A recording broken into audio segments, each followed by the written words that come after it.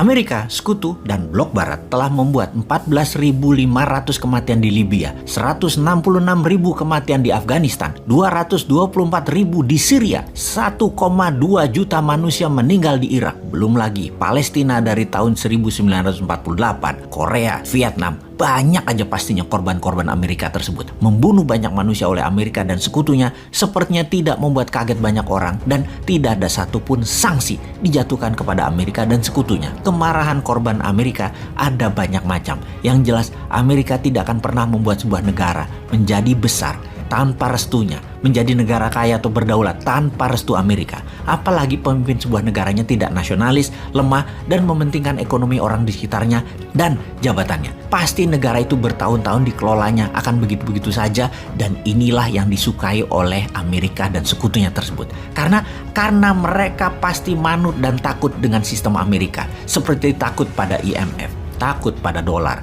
takut membangun tanpa hutang dolar, membangun harus hutang dolar. Begitu deh kira-kira kelakuannya. Sesungguhnya Rusia mengambil Ukraina bisa dilihat sebagai perang saudara di Rusia ketimbang perang yang membuat perang dunia ketiga. Ada sih perang dunia, namun bukan perang militer, tapi efek ekonomi yang memburuk akibat perang Ukraina yang berkepanjangan. Seperti harga-harga naik. Itulah perang yang akan dirasakan seluruh penduduk dunia. Indonesia inflasinya akan mengerikan kalau tidak ada kebijakan yang jenius dari pemerintah old mind ini. Wakanda ini sudah uang beredarnya rendah, inflasinya akan tinggi, produk turun drastis, perlu import barang, dan barang beli barang impor tersebut nilai harganya naik, harga barang-barang antar negara naik, harga transportasi naik, inflasi Indonesia pasti naik tinggi, dan rupiah terhadap dolar akan tembus 16.000. Melemah rupiahnya. Mudah-mudahan tidak ke 18.000. Harga bensin pasti lepas subsidi karena APBN nggak kuat. Karena nggak bisa lagi ngutang atau nggak ada lagi yang kasih pinjaman kecuali dengan bunga pinjaman yang super tinggi yang akan mengganggu APBN. Dan tentunya rakyat lagi dicekek dengan pajak yang nambah tinggi. Harga sekarang sudah 15.100 rupiah Pertamax Turbo. Bahkan bisa ke 20.000 per liternya kalau crude oil tembus 115 dolar per barel. Bayangkan apa yang terjadi kalau crude minyak mentah ini ke 130 dolar per barel.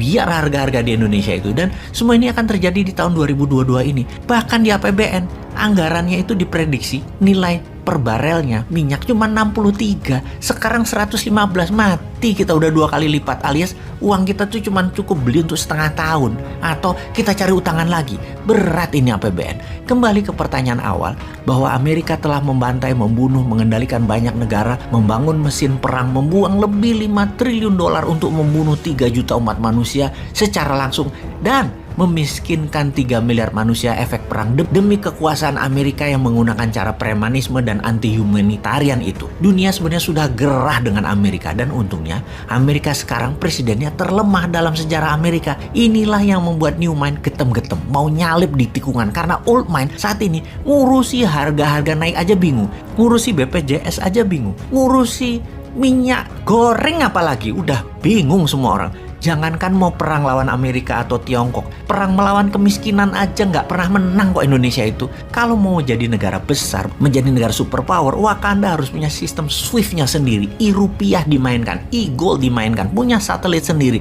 punya sistem currency sendiri, paralel dengan yang ada di dunia saat ini, model renminbi dan yuan 30 tahun yang lalu. Main cantik lah, dan segerakan.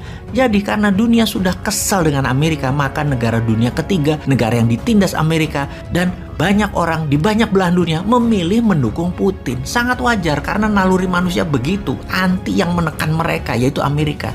Habis bagaimana ya? Media semua satu suara, hanya dukung kebenaran barat dan kebenaran sekutu. Jadi ketika Amerika serang Irak, bantai rakyat Libya, bantai Suriah dan lain sebagainya, dunia harus setuju dan harus diam. Sekarang Putin melawan NATO, melawan Amerika, dan banyak rakyat keplok-keplok dukung Rusia jadinya. Kita Indonesia harus bagaimana? Mulailah membangun kekuatan sendiri. Sudah puluhan kali disarankan mulai dari yang sopan sampai super nyinyir, tetap aja kerjanya proyek.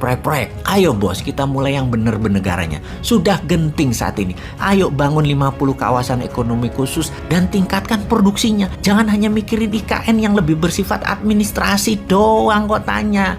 Ura.